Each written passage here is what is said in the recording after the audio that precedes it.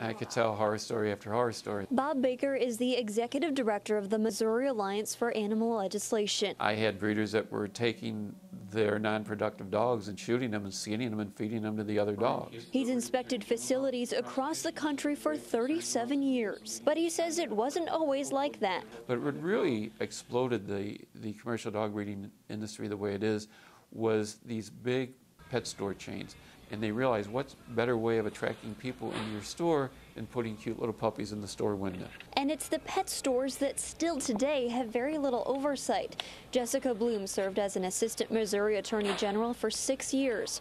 From 2011 to 2013, she was the leader of Missouri's Canine Cruelty Prevention Unit, implementing this statewide enforcement effort. Unless the store is telling you on the door of where the puppy is being held that this animal came from a rescue. The animals that you're buying at pet stores have been bred in usually large facilities. But not all pet stores are bad. PetSmart and PetSense stores, like the one here in Kirksville, Missouri, have an adopt, don't shop policy. A lot of people are very pleasantly surprised when we tell them that that it's just an adoption site, that we're just here for Field of Dreams. Executive Secretary of the American Kennel Club, Gina DiNardo, says do your research. Go to dog shows and talk to people who are involved with the breed you are interested in. But here's the big issue. Doing your research is basically impossible. In February, all inspection records were taken down from the USDA's website. They previously posted 3 years worth of data for every single licensed facility in the country, and that wasn't just puppy mills. That included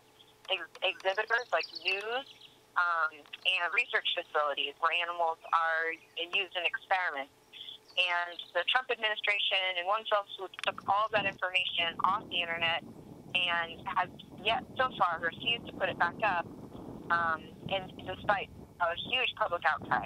The one way to know if you're buying from an abusive breeder, visit the place where your dog is coming from. They must, if they're going to buy from a breeder, they must go out and visit that breeder.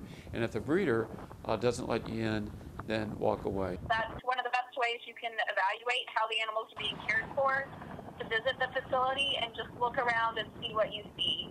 Ask to see the siren dam and look at how the condition they're in. A prime example, president of the Missouri Pet Breeders Association, Kevin Buchan. He runs the Elite Kennel Program. Even better, he has 10 paw prints. But if you saw this year's list of horrible 100 breeders released by the Humane Society of the United States, you might get a different picture. According to the list, which features some of the worst puppy mills in the country, and according to records we obtained through the organization from the USDA and the Missouri Department of Agriculture, Buchan has official warnings for failing to meet minimum requirements for basic care, complaints, and just last February was charged with violating the Federal Animal Welfare Act.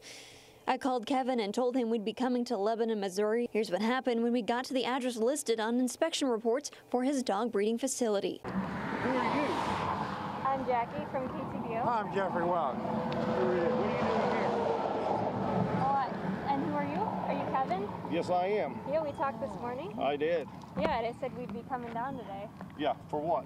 to do a story on the dog breeders. And why are you here at this place? Because it's where your dog breeder is. Yes. We're just going to shoot some video. No, you're not shooting no video here. Well, yeah, we're going to shoot some video this time. No, you're not. If you don't... I'll be calling the high up there.